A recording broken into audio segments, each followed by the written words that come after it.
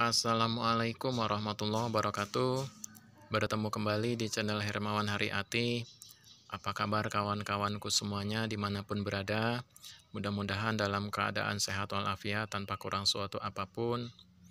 Hari ini tanggal 4 Januari 2022 adalah hari kedua di mana kita mulai aktif di tahun ajaran 2021-2022 semester 2. Mudah-mudahan segala sesuatunya lancar, segala sesuatunya bisa terkondisi dengan baik, dan tentunya apa yang menjadi cita-cita dan harapan kita semuanya terwujud di tahun 2022 ini. Khususnya buat kawan-kawan yang akan mengikuti tes P3K tahap 3, semoga bisa lulus dan mengisi formasi. Jadi pada kesempatan kali ini saya akan membahas 10 soal mata pelajaran geografi untuk guru SMP, SMA, dan SMK. Disimak baik-baik dari nomor 1 sampai nomor 10, jangan di skip ya, karena setiap nomor adalah ilmu pengetahuan. Mudah-mudahan dapat bermanfaat dan menjadi modal dalam menghadapi tes P3K tahap 3 dan tes CPNS tahun 2022 mendatang. Langsung saja kita mulai. Untuk soal nomor 1. Mengapa Indonesia harus segera mengembangkan energi alternatif pengganti energi minyak bumi? A. Sumber energi lain tersedia melimpah. B. Kebutuhan energi nasional sangat tinggi. C. Jumlah konsumsi energi BBM melebihi produksi. D. Sudah mampu mengembangkan energi alternatif. E. Potensi sumber energi fosil sudah hampir habis. Untuk jawaban yang benar pada soal nomor 1 ini adalah E, yaitu potensi sumber energi fosil sudah hampir habis. Berikut ini penjelasan untuk jawaban soal nomor 1. Indonesia harus segera mengembangkan energi alternatif untuk menggantikan minyak bumi karena potensi sumber energi fosil sudah hampir habis.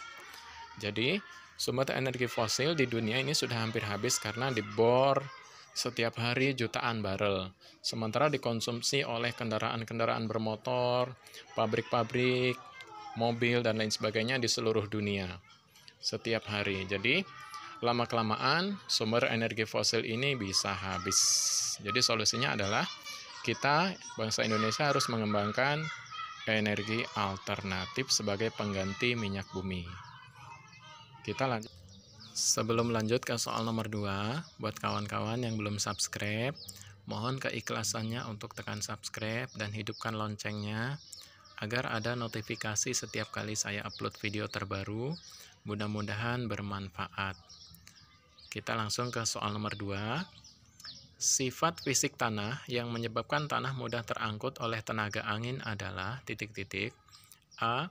Ukuran butir dan tekstur. B. Tekstur dan porositas. C. Porositas dan struktur. D. Struktur dan berat jenis. E. Berat jenis dan ukuran butir. Untuk jawaban yang benar pada soal nomor 2 ini adalah A, yaitu ukuran butir tanah dan tekstur tanah yang mudah terangkut oleh tenaga angin. Berikut ini adalah penjelasan untuk jawaban soal nomor 2. Faktor yang menyebabkan tanah mudah tererosi oleh angin yaitu ukuran tanah, tekstur tanah, dan kandungan air. Kita lanjut ke soal nomor 3. Hubungan antar fenomena geografi yang paling cocok dikaji dengan prinsip interrelasi adalah A. Tekanan udara dengan kecepatan angin. B. Curah hujan dengan kesuburan tanah. C. Kecepatan angin dengan daya tahan tumbuhan. D. Temperatur udara dengan vegetasi hutan. E. Radiasi matahari dengan kehidupan manusia. Untuk jawaban yang benar pada soal nomor 3 ini adalah D, yaitu temperatur udara dengan vegetasi hutan. Berikut ini adalah jawaban untuk soal nomor 3. Prinsip interrelasi yang sesuai adalah temperatur udara dan vegetasi hutan. Jadi jawabannya adalah D. Kita lanjut ke soal nomor 4. Angin puting beliung yang terjadi di wilayah Indonesia merupakan fenomena alam yang berkaitan dengan perbedaan titik-titik. A. Arah angin dan suhu udara. B. Tebal tipisnya awan. C. Tekanan dan stabilitas udara. D. Tinggi rendahnya tempat. E. Suhu dan kelembaban udara. Untuk jawaban yang benar pada soal nomor 4 ini adalah C, yaitu tekanan dan stabilitas udara ini menyebabkan terjadinya angin puting beliung atau tornado. Berikut ini penjelasan untuk jawaban soal nomor 4.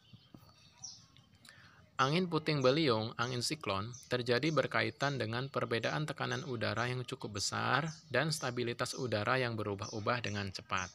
Jadi jawabannya adalah C. Kita lanjut ke soal nomor 5.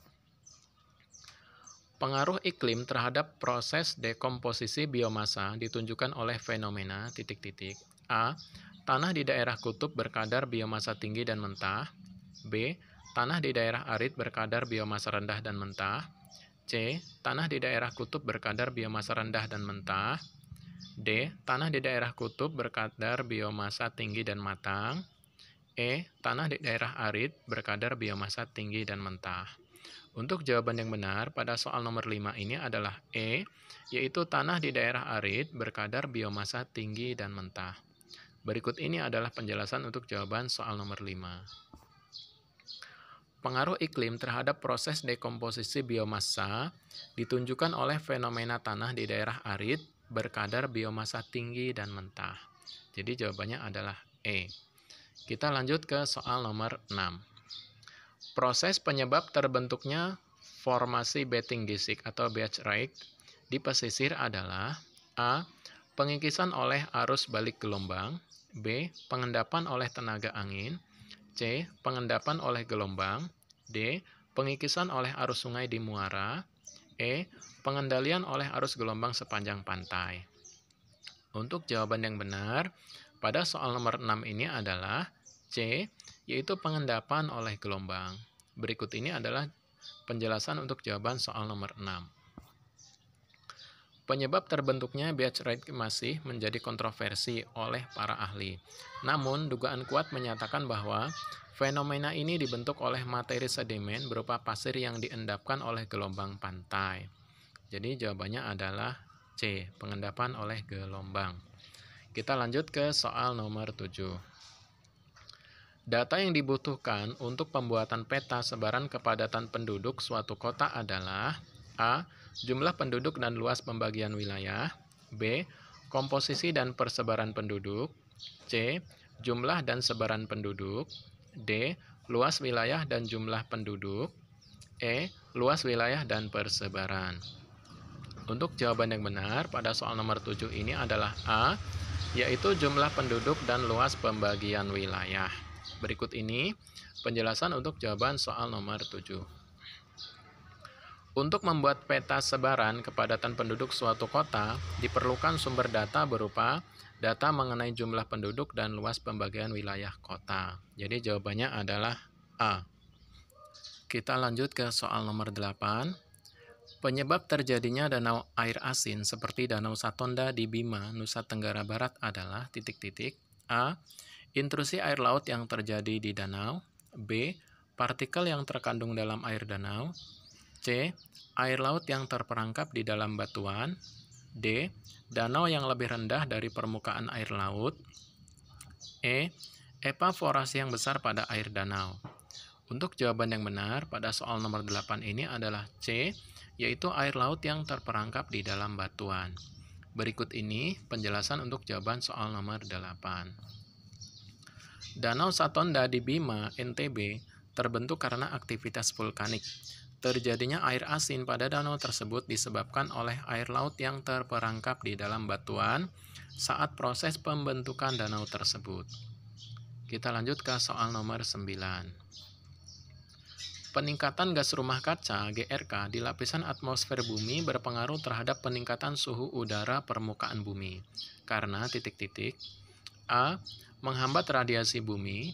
B. Meningkatkan radiasi matahari. C. Menghambat radiasi matahari. E. Meningkatkan radiasi bumi. E. Memantulkan radiasi matahari. Untuk jawaban pada soal nomor 9 ini, silakan kawan-kawan tulis di kolom komentar ya. Nanti siapa yang jawabannya benar, pesannya saya sematkan. Lanjut ke soal nomor 10 atau soal yang terakhir. Karakteristik fisik tanah yang dapat terjaga dengan adanya rotasi tanaman pada budidaya pertanian berkelanjutan adalah titik-titik. A. Tekstur tanah. B. Struktur tanah. C. Kelembaban tanah. D. Permeabilitas tanah. E. Berat jenis tanah. Jawaban yang benar pada soal nomor 10 ini adalah B, yaitu struktur tanah. Berikut ini penjelasan untuk jawaban soal nomor 10. Dengan adanya rotasi tanaman pada budidaya pertanian berkelanjutan, membuat struktur tanah menjadi baik dan remah, sehingga sirkulasi udara dan unsur hara tanah tetap terjaga. Jadi untuk jawaban soal nomor 10 adalah B, yaitu struktur tanah. Demikian 10 soal dan jawaban mata pelajaran geografi untuk guru SMP, SMA, dan SMK. Mudah-mudahan dapat menjadi modal dalam menghadapi tes P3K tahap 3 dan tes CPNS tahun 2022 mendatang.